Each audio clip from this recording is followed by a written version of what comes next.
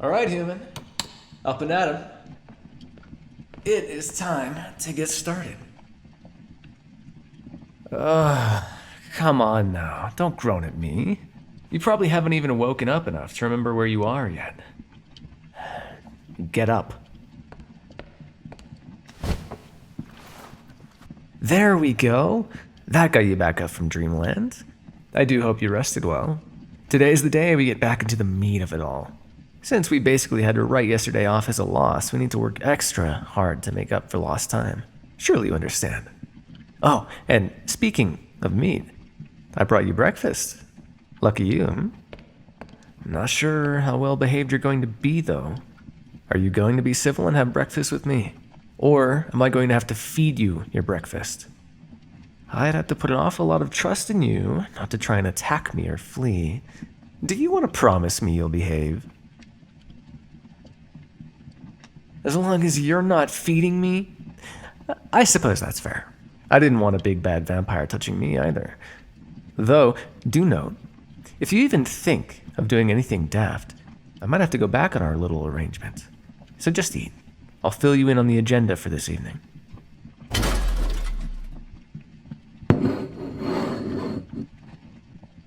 It's nothing too extravagant. Just instant oatmeal and some microwave sausage.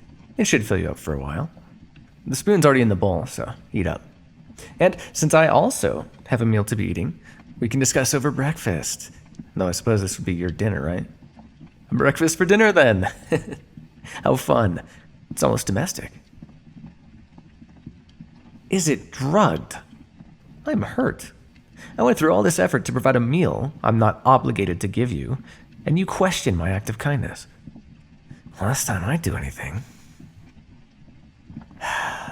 Last sausage on the left. Everything else is safe. Oatmeal is already gross enough, and dear, believe it or not, I have standards. I just needed a blood sample, and you obviously weren't going to cooperate. Nothing awful, just a sedative to help me take the blood from you. You would have awoken had I done it while you were naturally resting, so I had to get creative with my options. Though I suppose now that you know this, you probably won't want to eat the rest. But I swear, it was just that one link if you're still hungry enough to eat it. Scout's honor. Why can't I just bite you to get the blood sample? Oh, that's just plain unsanitary, not to mention inconvenient. Most humans already have some sort of medicine running through their veins these days, so I could simply account for that medication in your system and get the information I need. Besides, feeding from one of my experiments is practically unfathomable. Perhaps later in this little game of ours, but as of now, that's hard no. What am I eating then? Now that's a stupid question. What else would I be eating? Though, as previously mentioned, I don't like to eat from my little lab rats if I don't have to. Especially with all the chemicals you're stuffed with. So I got myself a pouch from the reserves just before I came to see you. Nothing beats the fresh stuff, but beggars can't be choosers, I suppose.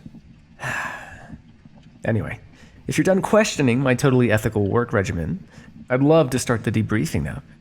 It's just going to be a series of questions, since I didn't get to ask them last night due to your little, setback. And once again, I implore you to answer honestly because this isn't going to be any easier for you if you're not, yada yada yada, whatever. You want to ask me some questions? You're in quite a position to be making demands of me, though that curiosity of yours does make this much more interesting. So, can't say I'm too mad about it. I'll indulge you. I just need to get my work done first, deal? Good. I'll give you, say, 5 questions, starting now. Don't waste them. And if you ask questions about what I ask you, that's a question, by the way. And when I say starting now, I mean starting now. Yes, that is a ploy to get you to answer my questions without questioning me. 4 questions left, dear. Use them wisely. I thought you were smarter than that. Now, question 1.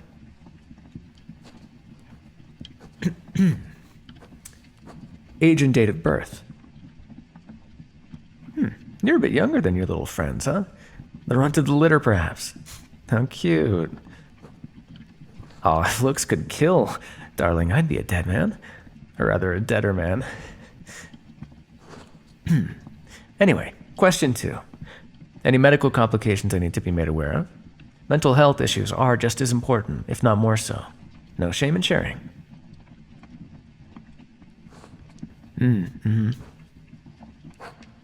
All right then. And one more question. Though this is more for me than the sake of the experiment. What made you join the Vampiric Hive Mind Liberation Front? Very insulting name, by the way. What made you decide to go against our carefully constructed facade? It's not like you humans are treated poorly under our rule. You hadn't even realized we'd taken over until it was already over with. Not that you were around when that happened about a century and a half ago anyway, but you have the illusion of free will, and that keeps you all chugging along. But it's only bothering you because you're the only ones who have to be painfully aware of your existence under us. The burden of knowing your place in reality is such a heavy one, isn't it?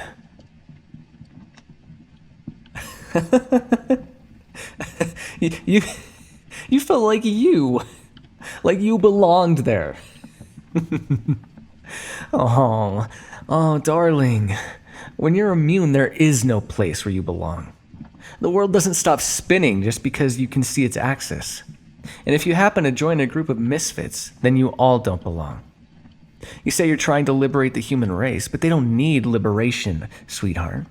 They need mundane, everyday complacency. And you and your little group are disturbing the peace. To them, you're the enemy.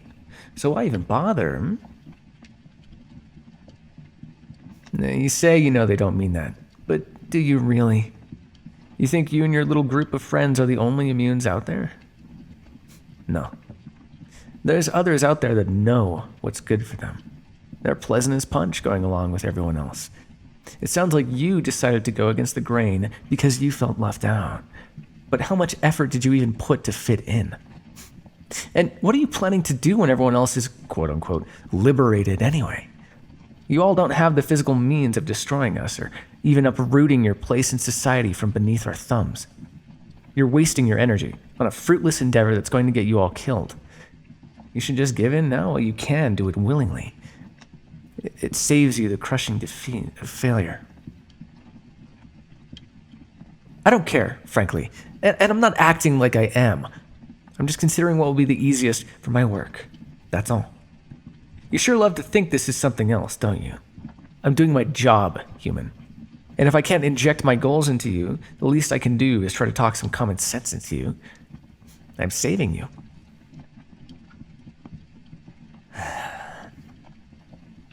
Look, I don't need to justify myself to you. You're here as my prisoner, my experiment. You're lucky you're getting as much room to talk as I'm giving you. Now, on that note, I think it's your turn to ask me your 4 questions. Oh, right. Your original goal was to find your friends. I'd completely forgotten. Well, what I had done to your friends was different. Telling you what I'd done to them would take quite a while, considering each of them had their own special variables I had to take into consideration. Though they each had different results with a promising common denominator. They're separated from each other, just as I separated you from them. So, rest assured, you're not being left out of some lab rat slumber party. Though even if you were to find them, I doubt they'd want anything to do with you. I mean, you are the enemy now. Do with that statement as you will. I don't plan on elaborating further. Next question. Do I like my work? Well, does anyone like working? I simply do what I've been assigned. I don't think I can say I hate my job, though. Sometimes I run into interesting humans that give me ways to have fun with my work, as you're doing now.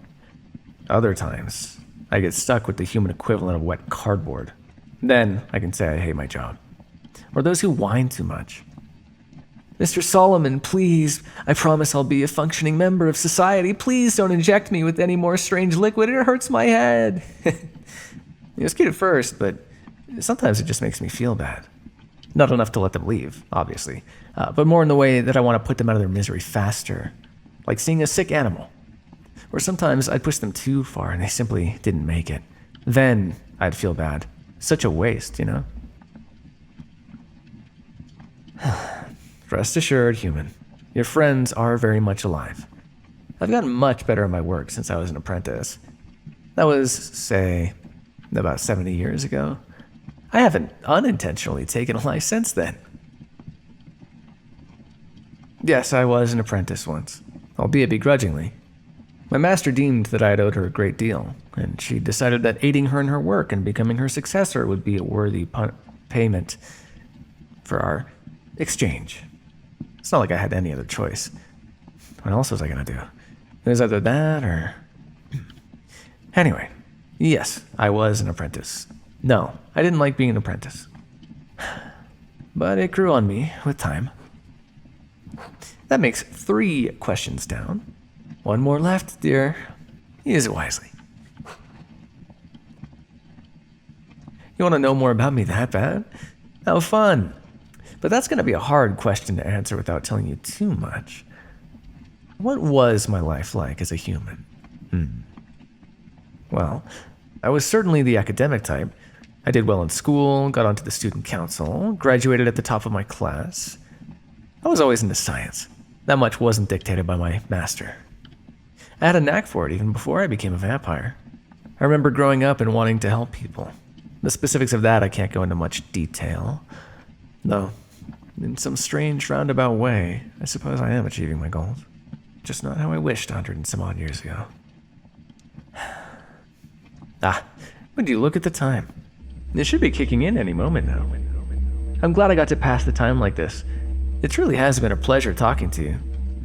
I couldn't have wished for a more entertaining subject. It would have been a pain trying to come up with more questions after we'd gone through the ones needed for my paperwork. Whew, I'm glad you took the reins on this conversation. I told you, you only had 1 question left. I do think you've reached your quota. But I guess, since you were so cooperative as to eat breakfast with me, I'll let you in on a little secret. I'm a liar. There was no Scout's honor.